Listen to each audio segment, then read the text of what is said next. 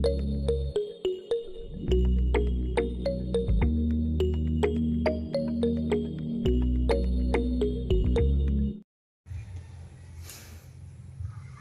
yun mga kalangga, good morning. Nagulat po ako habang nag-almusal dito. Napasugod yung dalawang mag-asawa. No? So akala ko ito po ay dito mo po mga kalangga, dito natin makikita kung yung talagang makita mo na na talagang nagsusuportahan, no? Sa hirap at ginhawa. Ganyan po silang mag-asawa. Kaya ako ay lubos na humanga din sa kanilang pagsasama. Oh, sila ay inspirasyon na kung paano, no? Paano ang tunay at mabuhay at paano ang pagsasama ng mag-asawa, kung paano nila dadalhin ang bawat isa, no? Kung paano nila ipakita sa bawat isa ang kanilang pagmamahal at suporta.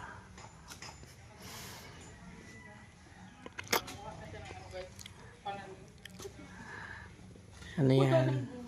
Sayang man itong kamutihan na ito, malawak pa naman siya. Kunti lang yung naharvest. Tuloy mga kalangga. Good morning sa aking munting channel, Alfie TV. So mga kalangga, sa bagong pa lang support po tayo, Ruel Malalag, Rachel Morales, Raw Boys and Raw Girls, at sa lahat po ng mga kasama kong charity vlogger.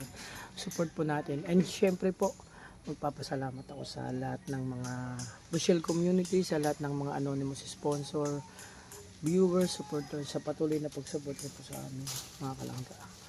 So ngayon tahimik na naman ang kubo. Buti na lang po nagpunta dito sila Kuya Alex at Ate Glyza. Medyo may kunting ingay at saya. So grabe, pagmamasdan ko silang dalawa dito talaga no? Dito mo makita sa kanila ang mga sekreto ng bilang mag-asawa. May mga kanya-kanyang sekreto kasi yan. Isa na doon yung support. Support sa bawat isa. Sa hirap at awa. O, diba? So, lang. Naghahanap pa si Karis ng kayamanan. Ayan o.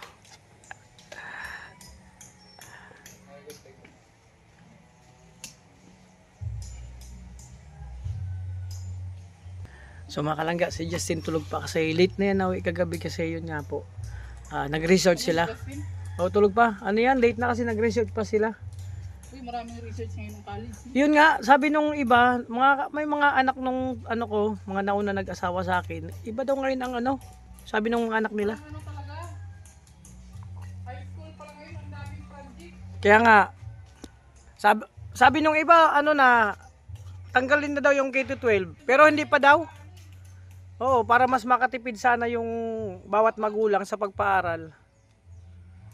Kaso nga lang yan, hindi naman natin talaga Dapat nga siya sa amin, pag-graduate ngayon ay next year, mag first year college na yan eh. Dadaan pa ng grade 11 tsaka 12. Dagdag naman, 2 taon na gastos. Tumakalangga. Ano research ng 11 and 12 ngayon? Kaya nga, sige mga kalangga, ganun talaga, no? Kasi nabago yung sistema. Magsumikap. Tudo kayod. Sabi ni Ate Glyza, kailangan daw talaga magtudo kayod. Opo. Kahit naman kasi yun nga, imbis na 4 na taon na lang sa college. So kaso, wala tayong magagawa. Kailangan natin sumunod sa mga rules and patakaran about sa education. So kung mga langga, hindi man ako first year college na po, hindi po ako nakapagtapos ng college. Kasi sa murang edad, nagtrabaho na ako. And then, yun, support sa magulang para sa mga kapatid. Kaya ipinubaya ko na lang ang Kaya sabi ko nga minsan, kaya kung mag-aral pa ako? Kung may pagkakataon, pwede pa ako mag-aral. Ang course na kukunin ko, contractor na lang. May course ba na kayo na course contractor? Malaki daw ang sahuran dun eh. Sabi ni King ayaw daw niya maging contractor kasi Bakit? mapiprison daw siya. Napag ni King nung nag-vlog siya, nagulat ako eh. Sabi ni King dun sa vlog, Guys, nahirapan na po siya mag-English. Englishan kami, batuhan kami ng English eh. Sabi niya, ha? Guys, nahirapan na po siya mag-English. Ayun daw niya maging contractor. Pag nakatulong daw siya. Si ano naman, yung dalawang bata. Sabi nila, gusto na maging kontraktor kasi marami daw pera. Mga bata talaga, impluwensya ng ano, no? Alam na nila yung mga ano. Mga kalangga, kahit mga bata, ano eh, namumulat na sa murang edad. Pero maganda kasi, bata pa lang, may plano na sila. No, may plano na sila sa buhay kung anong gustong gawin. Si Caleb nga talaga, darna ang gusto niya. At natulog nung nakaraan, May. Ha? Ano, di sunod niyang kinder. Ang kinder si Amiya. Ay, ilaw ko itong Christmas light mo. Alin? Ano? Hindi kasi, madilim pa kasi, para maliwanag kayo dyan. Yun man talaga mga kalangga, no? So, marami kasing pagbabago. Oh, marami pagbabago ngayon. Lahat na ng bilihin po, nagmamahala na. Oh, lahat. Kaya, halimbawa daw magpagawa ka ng ano ngayon, bahay. Laking gastos. Ako nga nung pinagawa kong ano, hindi ko expected na ganun, ano, ganun kamahal. Simpleng, ano lang, kubo ng baboy, eh, ganun na pala. Tsaka sabi nila, taon-taon daw lahat nagmamahalan. Isa na lang daw ngayon ang bumababa. Igisa lang. Ay, na pang Noche Buena. Kung sa akin, okay na yon. Ang gagawin ko na lang doon, depende sa nakasanayan yan eh. Pansit. Pwede na yon. Kaso, pero kung bibili ka ng mga ham, spaghetti, hindi mo kaya. Can afford. Oo. Pwede naman, pansit lang yon. Tapos, wala lang sahog. Pwedeng kikiam. Ayan, pwedeng kamote ni Kuya Alex. Isahog doon sa pansit para tipid. Daw ng kamote at talbos ng bilanghoy. Oh, pwede. Pero yung... Oh, maganda yan. Masarap yan. Nakapagluto na ako dati niyan sa Japan eh. Kaso ibang kamote nila doon yung talbos, parang Spanish. Imbis na repolyo, yun ang ilagay mo. Sumakalangga kahit yung dahon po ng, ayan, pwede po yan. Pwede po yan isahog dun sa pansit, sa bihon. Kasi ang iba yan ay yung gulay talaga sinasahog, yung mga vegetable na ano. Pero kung isipin, gulay din naman po yan at masustansya para dun sa pansit o bihon. Kahit nga po sa spaghetti, try nyo po spaghetti, haluan nyo yung talbos ng kamote. Napakasarap niyan. Oo. Imbis na, 'di ba? Yung spaghetti kasi walang gulay. Para pag kumain yung mga bata, mayroong kasamang gulay. No. Nakapagluto na ako kanyan, sunod nagluto ako yung spaghetti may gulay. Kaya pwedeng malunggay. Kaya yung malunggay, maraming ding sustansyang makukuha niyan. Yun. Marami kang makukuha sustansya diyan sa malunggay. Lagay nyo sa spaghetti malunggay. Ngayon nga, mayroong pandesal malunggay, no? Di pandesal di malunggay, di spaghetti may malunggay. Sinaing. Pag nagsaing ko lagyan ng konting malunggay, good din yun, mga kalangga. Nagluto ako doon dati. Nahirapan ako mag-alis ng dahon ng malunggay kasi itong dalawang bata, bakit gandaw ang kanin, may mga dumi. Nagluto ka na yan, nagsaing na may malunggay, te? Try mo. Nagluto ako niyan. Sabi nung mga bata, bakit may mga dumi ang kanin? Oo, sabi nung di Caleb tsaka si Amia. Sabi, ano man tong kanin, may mga dumi. Sabi ko, hindi yan mga dumi, mga gulay yan. Kailangan natin kumain ng gulay, pampahaba ng buhay. Hindi na yung, pisil-pisil ko isa-isa, yung dahon. Kaso nga lang, hindi man talaga sanay yung mga bata sa mga ganyan, di ba? Nanibago sila kasi yung kanin, pagbukas nila, tapos paghain mo, may mga gulay-gulay. Sabi, dumi daw. No, grabe talaga mga bata.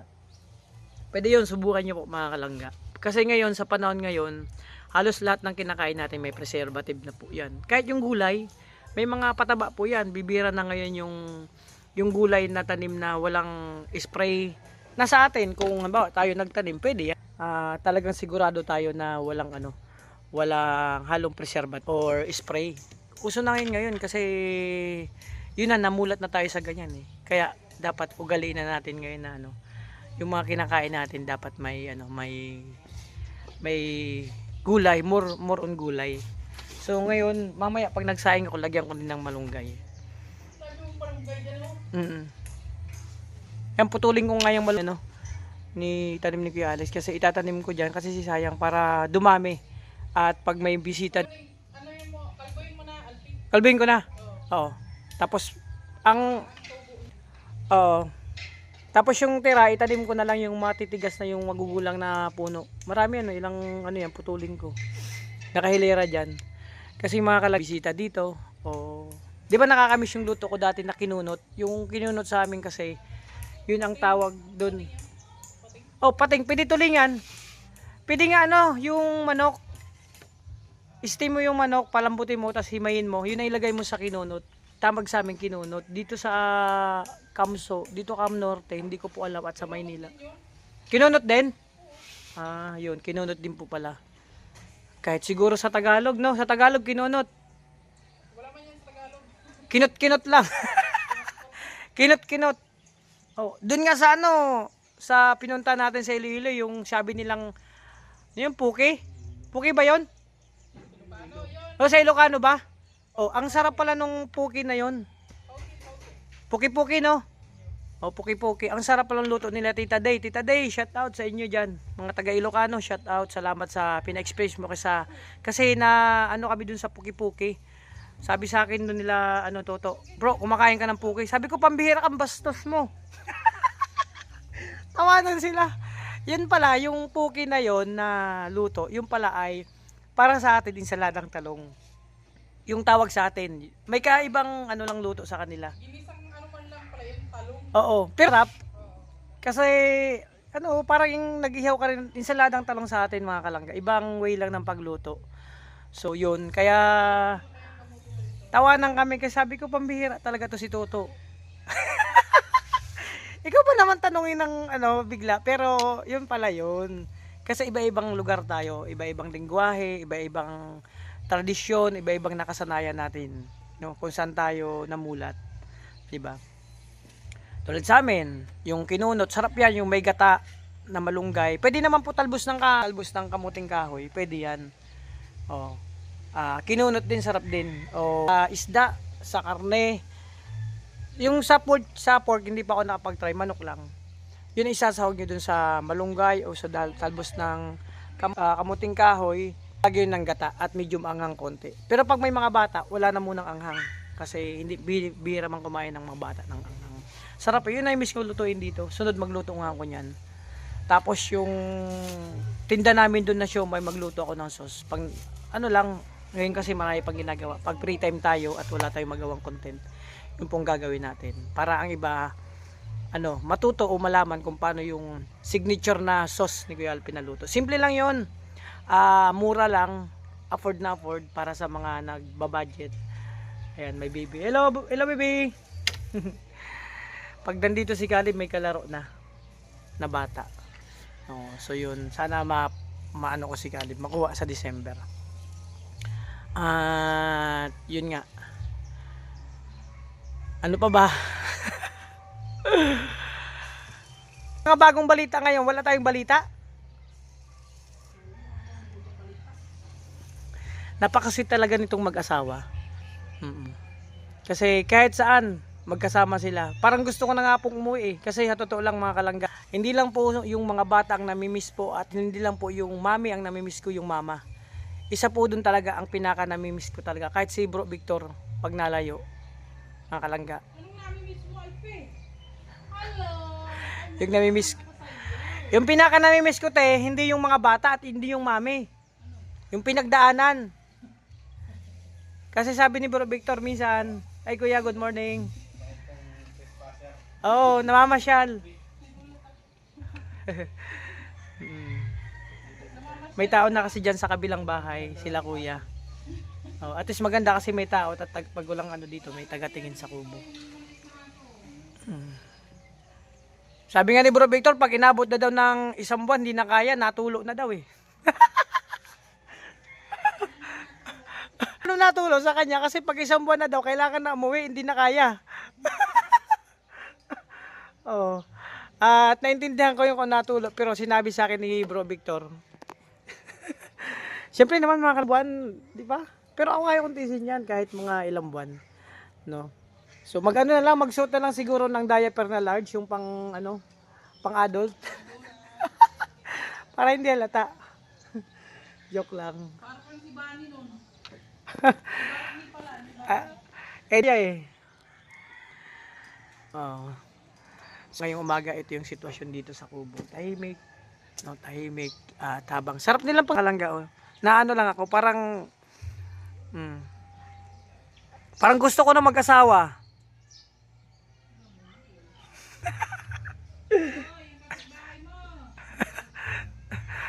Parang gusto ko tuloy mag-asawa, parang gusto ko na muna ng ano kasi ano eh. Ano sila ang sarap pagmasdan kasi hindi lang sila nilalanggam. Yung mga lumilipad na mga insekto diyan sa ano sa kanila dumadapo sa sobrang sweet nila. Ang ano ko, pinag-isipan ko, sabi ko, walang ano dito, nagkwentuhan kami nila Kuya Mario kagabi. Sabi, pa-commutein mo na lang. Sabi ko hindi pwede mag-commute. Kung po pwede, part 2, tricycle ulit, mag-arkila ako doon. Para may buhay itong kubo. Dito tayo, sabi nga nila Kuya Mario, tsaka ni Kim. So, yun. Ano ko yung ano, tawag nito, pagplanuhan at paghandaan mga kalangga. So yun kasi mga kalangga, ano ko lang, pwede naman, hindi muna sila ilang araw na hindi magtinda. Tapos, pwede dito ulit magpasko para mabuhay yung kubo. Tapos pahinga, pag ngalay na hindi ko na kaya, ano na ako, pahinga. Tapos baba, tayo. Yung ano ko, yung kapatid, kasi walang trabaho, yun ang, may sahod naman yun, hati sa sahod. Para ano din kasi yun, natulong din sa magulang ko pag ano niya, kaya sabi ko sige, di na kuha ng ibang tao.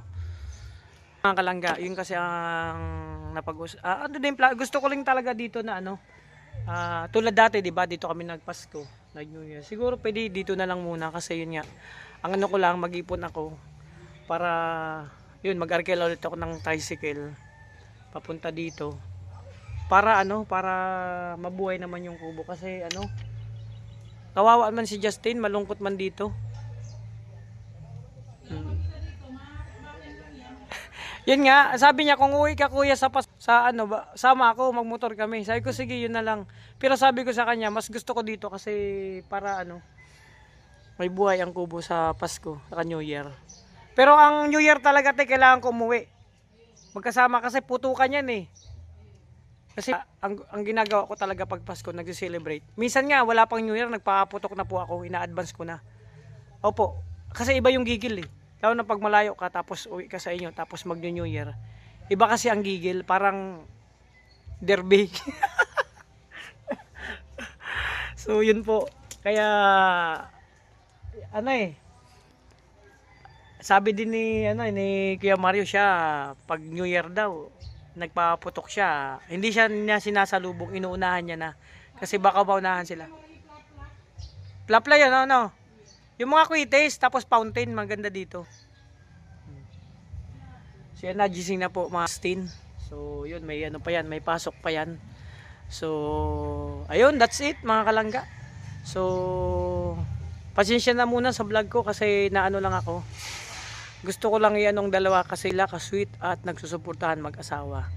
Kaya sa mga single dyan, shout out. And antayin nyo lang yung mga loved ones yung dumating sa buhay nyo. Kasi kusang darating po yan. Kasi mga kalangga, yung kumari ko, hindi man po yan. Hindi ko hinanap, kusang dumating. Pero actually, wala pa akong plano mag-asawa. Yun nga ang sabi ko, mga kalangga, atin lang to atin lang to. At totoo lang, hindi alam ni Mrs. na natutukan niya ako that time. Opo. Kaya wala man ako magagawa. Ikaw ba naman ang tutukan eh, hindi ka mapa-oo. 'di ba? Kaya yun na, nakapag ano na ako. Yun nga lang, ang inaantay na lang namin yung kasal. So no, set pa natin kasi nakaraan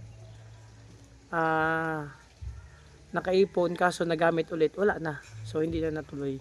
Pero ako kasi nakamanhinga na ako, inaantay ko lang po mag-propose sa akin si Kumari. Pag nag-propose siya sa akin, mag-oo agad ako. Oo, kasi napatan niya na ako. 4 na ang anak ang nilabas niya sa akin eh. Pinapatan na. So wala nang reason para hindi ako umuo. 'Di ba? Kasal na lang po ang kulang sa amin. So inaantay ko lang siya mag-propose. So sana ngayong taon no Pasko mag-propose siya sa akin kasi mag-uuna naman po ako. Pag-iisipan ko lang ng mga siguro ko mga ano lang, pag nag-isip ka sa akin hindi naman gaano katagal. Maano niya man pero makalangga, sabihin ko na sa inyo ang sagot ha. Mag-uupo ako. Kunting ano lang syempre, hindi naman ako kaladkarin. Baka pag nagsabi niya, propose siya sa akin, will you marry me? Oo, ganun agad. Hindi. Hindi ako ano syempre yung padahan-dahan lang. Meron na at salamat syempre kay Dudong sa sponsor sa gasol. O, di ba? At meron pa kami pang grocery.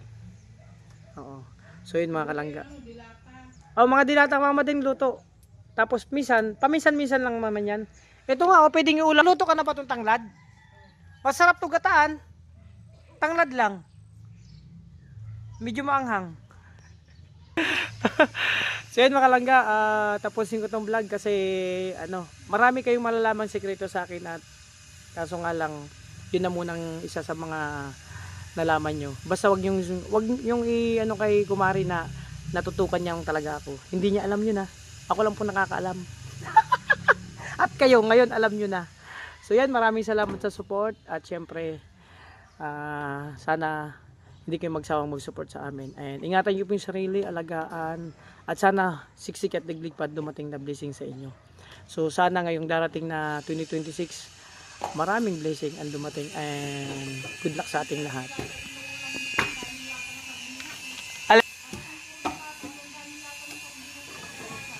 Ayun nga, maraming salamat. Ingat po kayo. God bless.